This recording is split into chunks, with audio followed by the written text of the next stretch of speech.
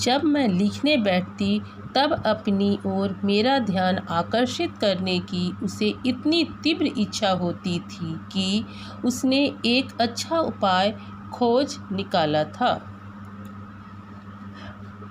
वह मेरे पैर तक आकर सर से पर्दे पर चढ़ जाता और फिर उसी तेज़ी से उतरता।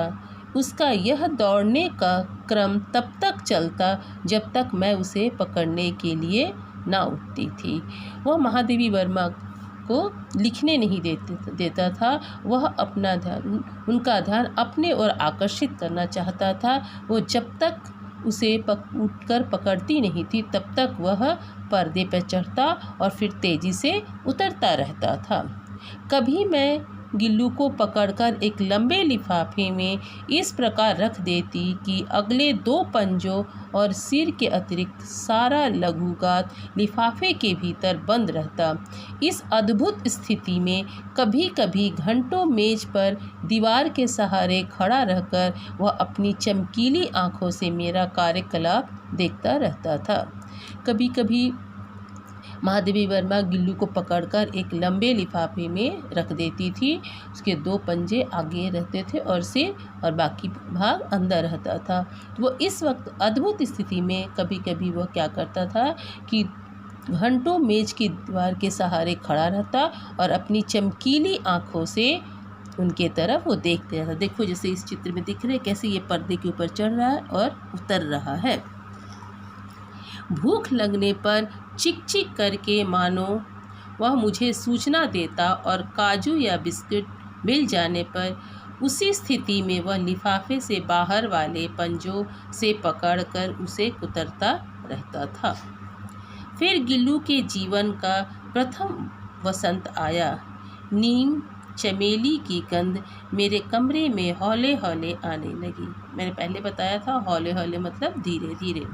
बाहर की गिलहरियाँ खिड़की की जाली के पास आकर चिक चिक करके ना जाने क्या कहने लगी। गिल्लू को जाली के पास बैठकर अपनेपन से बाहर झांकते देखकर मुझे लगा कि इसे मुक्त करना आवश्यक है।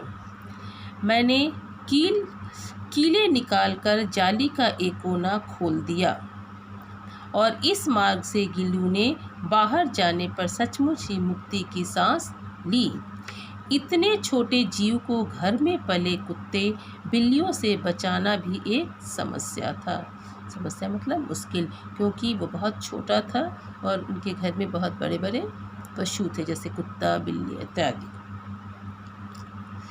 आवश्यक कागज पत्रों के कारण मेरे बाहर जाने पर कमरा बंद ही रहता। मेरे कॉलेज से लौटने पर जैसे ही कमरा खोला गया और मैंने भीतर पैर रखा वैसे ही गिल्लू जाली के द्वार से भीतर आकर मेरे पैर से सिर और सिर से पैर तक दौड़ लगाने लगा। तब से यह नित्य का क्रम हो गया। नित्य मतलब रोज, क्रम मतलब काम। प्रतिदिन यह इस तरह होता रहता था, क्योंकि जब महादेवी वर्मा कॉलेज जाती थी तो ये गिल्लू भी घर से बाहर निकल जाता था और कमरे को बंद कर दिया जाता था। और जैसे ही वो शाम को घर लौटती थी दरवाज़ा खुलता था, वैसे ही गिल्लू भी जाली के द्वार से भीतर आकर उनके पैर से सिर और सिर से पैर तक दौड़ लगाते रहता था। तब से यह उसका कार्यक्रम शुरू हो जाता था। मेरे कमरे से बाहर जाने पर गिल्लू भी खिड़की से बाहर चला जाता था। वो जानता था कि कवित्री घर पे नहीं है, वो बाहर जा रही है, तो वो भी कमरे से बाहर निकल जाता था और दिन भर गिलहरियों के झुंड का नेता बना हर डाल पर उछलता कूदता रहता और ठीक 4 बजे वह खिड़की के भीतर आकर अपने झूले में झूलने लगता था। उसे उस समय का ज्ञान था। वो जानता था कि उसकी मालकिन जो है वो घर में नहीं है, वो बाहर गई हैं, तो वो भी घर से बाहर गिलहरियों के साथ झुंड में घुमा करता था और वो झुंड का नेता बना करके इस डाल से उस डाल पे कूदता रहता था। और जैसे ही शाम होता था, 4 बजता था, वो जल्दी से खिड़की से भीतर आकर अपने झूले में झूलने लगता था। मुझे चौंकाने की इच्छा उसमें ना जाने कब और कैसे उत्पन्न हो गई थी। कभी फूलदान के फूलों में छिप जाता, कभी पर्दे की चूनट में और कभी सोनजूही की पत्तियों में। वह हमेशा महादेवी वर्मा को चौंकाने में लगा रहता था कि वह मुझे ढूंढे। कभी फूलदान में छिप जाता था तो कभी पर्दा के पीछे छुप जाता था, कभी सोनजूही की पत्तियों में छिप जाता था। मेरे पास बहुत से पशु पक्षी हैं और उनका मुझसे लगाव भी कम नहीं है, परंतु उनमें से किसी को मेरे साथ थाली में खाने की हिम्मत हुई हो ऐसा स्मरण नहीं आता। उन्हें ऐसा कभी याद ही नहीं था कि उनके साथ जो इतने पशु पक्षियों को पाल रखी थी कोई भी उनके साथ खाए, उनको याद ही नहीं था ये बात। गिल्लू इनमें से अपवाद है। अपवाद का मतलब होता है नियम के विपरीत नियम। गिल्लू एक ऐसा छोटा सा जीव था, उसका इतना लगाव था महादेवी वर्मा से कि वह उनके साथ उन्हीं के थाली में खाना चाहता था। उन्होंने बहुत सारे पशु पक्षियों को पाल रखा था, लेकिन कोई भी वो कहती थी कि मुझे याद ही नहीं था कि ऐसा भी मेरे पास कोई पशु पक्षी हो जो मेरे साथ मेरे थाली में खाता हो। लेकिन गिल्लू जो था वह उनके साथ ही खाता था। चलिए आगे देखते हैं। मैंने जैसे ही खाने के कमरे में पहुंचती, वह खिड़की से निकलकर आंगन की दीवार, बरामदा पार करके मेज पर पहुंच जाता और मेरी थाली में बैठ जाना चाहता। बड़ी कठिनाई से मैंने उसे थाली के पास बैठना सिखाया, जहां बैठकर वह मेरी थाली में से एक एक चावल उठाकर बड़ी सफाई से खाता रहता। काजू उसका प्रिय खाद्य था और कई दिन काजू ना मिलने पर वह खाने की अन्य चीज़ें या तो लेना बंद कर देता या झूले के नीचे फेंक देता था। उसी बीच मुझे मोटर दुर्घटना में आहत होकर कुछ दिन अस्पताल में रहना पड़ा। इन्हीं दिनों महादेवी वर्मा का एक्सीडेंट हो गया था मोटर से, तो वह बहुत अधिक घायल हो गई थी। उन्हें कुछ दिनों के लिए हॉस्पिटल में एडमिट कर दिया गया था, वो एडमिट हो गई थी। उन दिनों जब मेरे कमरे का दरवाज़ा खोला जाता, गिल्लू अपने झूले से उतरकर दौड़ता और फिर किसी दूसरे को देखकर उसी तेज़ी से अपने घोंसले में जा बैठता।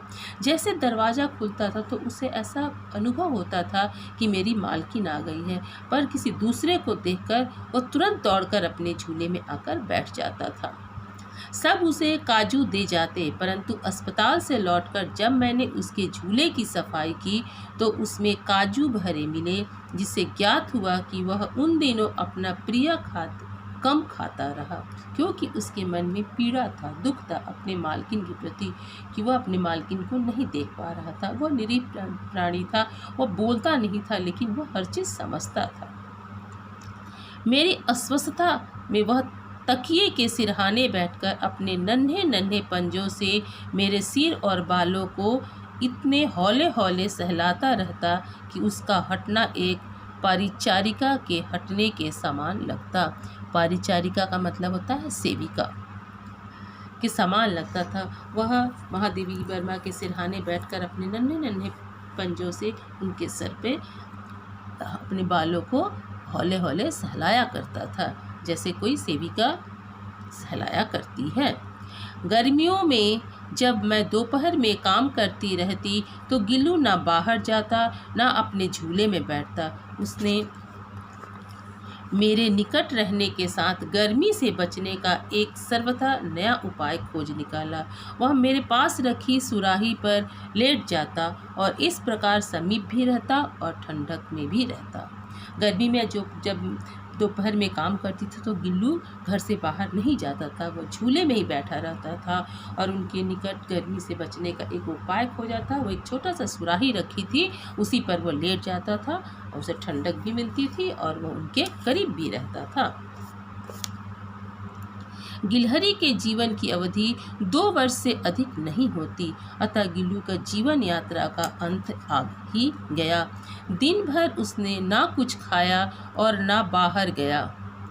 रात में रात में अंत की यातना में भी वह अपने झूले से उतरकर मेरे बिस्तर पर आया और ठंडे पंजों से मेरी वही उंगली पकड़कर हाथ से चिपक गया जिसे उसने अपने बचपन की मरण सन स्थिति में पकड़ लिया था। मरण सन का मतलब होता है मृत्यु के समीप होना। यातना मतलब कष्ट। गिलहरी का बच्चा जब बचपन में वो घायल था, गिरा था, जिस प्रकार महादेवी की वर्मा के उंगलियों को पकड़कर चिपका था, ठीक उसी प्रकार अपने जीवन के अंतिम समय में ही और उसी प्रकार उनकी उंगलियों को अपने पंजों से पकड़ रखा था। पंजे इतने ठंडे हो रहे थे कि मैंने जागकर हीटर जलाया और उसे उष्णता देने की प्रयत्न किया। उष्णता का मतलब होता है गर्मी, देने का प्रयत्न किया, परंतु प्रभात की प्रथम किरण के स्पर्श के साथ ही वह किसी और जीवन में जागने के लिए सो गया।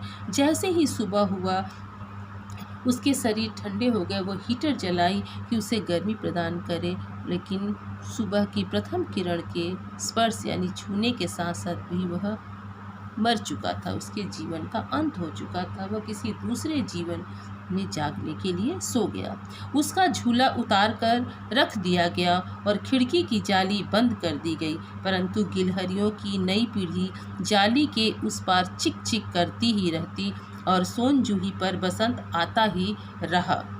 सोन जूही की लता के नीचे गिल्लू की समाधि दे दी गई, इसलिए वह लता उसे सबसे अधिक प्रिय थी। सोन जूही की लता के नीचे गिल्लू को समाधि इसलिए दी गई थी क्योंकि गिल्लू को सोन जूही का लता बहुत ही पसंद था। वह उसी पौधे पर उछलता कूदता रहता था, उसकी पत्तियों में छिपकर खेला करता था। तो अब बच्चे, मैं उम्मीद करती हूँ कि आपको ये छोटी सी रेखा चित्र अच्छी तरह समझ में आ गई होगी और बहुत ही अच्छा लगा होगा। आज तक के लिए बस इतना ही। धन्यवाद। अगले क्लास में फिर मिलेंगे।